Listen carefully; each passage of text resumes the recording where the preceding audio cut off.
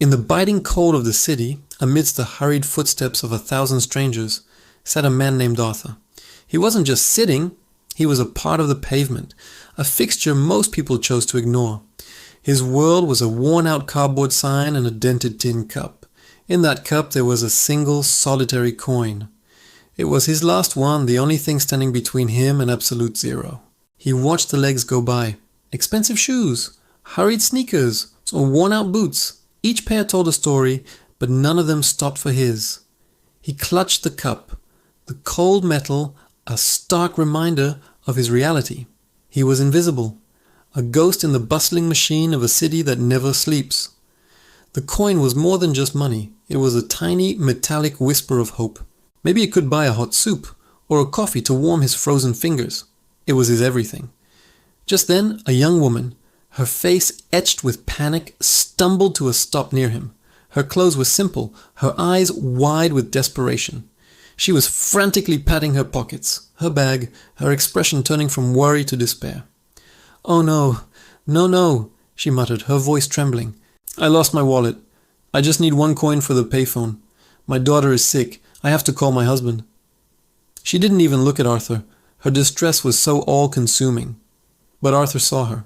He saw the genuine fear in her eyes, the same fear he felt every night when the temperature dropped. He saw a human being in a moment of crisis. For a moment he hesitated.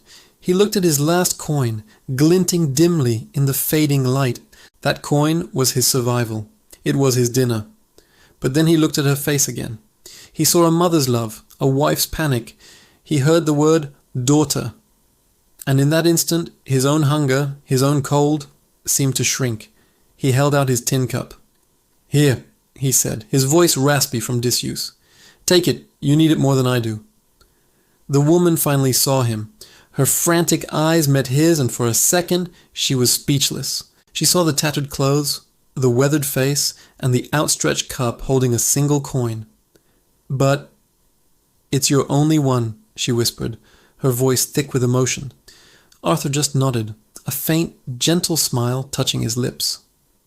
"A phone call to your family is more important than a cup of soup for me tonight." He tipped the cup, and the coin, his last hope, fell into her waiting palm. "Thank you," she breathed, tears welling in her eyes. I will never forget this. Thank you." She clutched the coin and hurried towards the payphone down the street, a beacon of hope in her personal storm. Arthur watched her go, an unfamiliar warmth spreading through his chest. He was colder, he was hungrier, but he wasn't empty. He had given away his last possession, but in doing so, he felt a richness he hadn't known in years.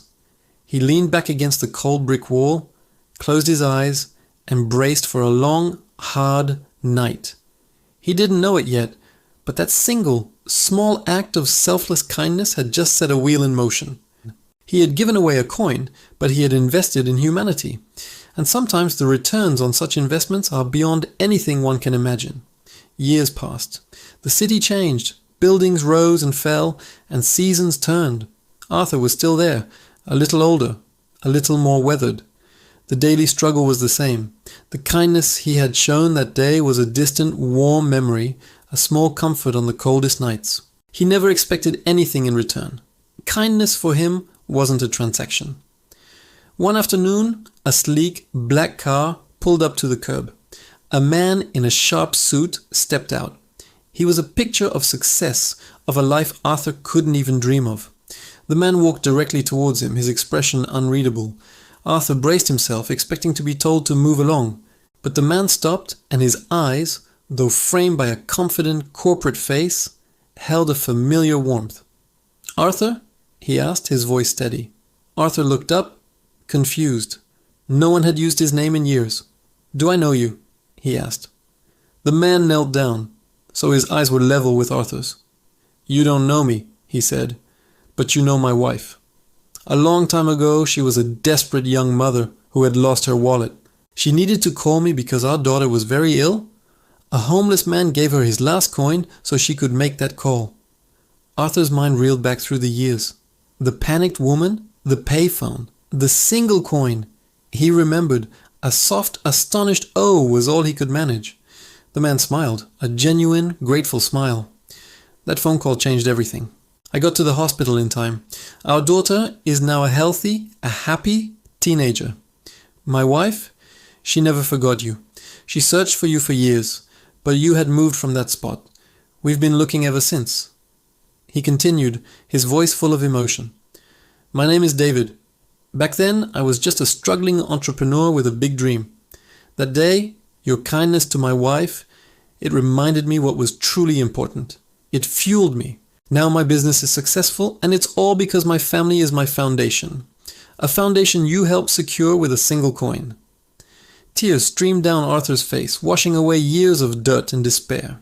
He was no longer invisible. He was seen. David stood up and extended a hand. Arthur, I can't repay you for what you did, but I want to give you a chance to get back on your feet. I have a job for you, a place to live. It's not a handout. It's an opportunity. You've already proven you have more character and heart than most people I know. Arthur looked at the outstretched hand. It wasn't just a hand, it was a bridge from the cold pavement to a warm bed, from invisibility to purpose, from a single lost coin to a future he thought was long gone. With a trembling hand he took it, and as he was helped to his feet, Arthur looked up at the sky. He learned that day that karma isn't always instant. Sometimes it waits. It waits for the right moment to show you that no act of kindness, no matter how small, is ever wasted. It ripples through time, and one day it comes back to you not as a coin, but as a tidal wave of hope. Thank you so much for watching. Remember that a small act of kindness can change a life, maybe even your own. If you were moved by this story, please hit that like button, subscribe for more content, and share this video to spread the message. We'll see you in the next one. God bless you.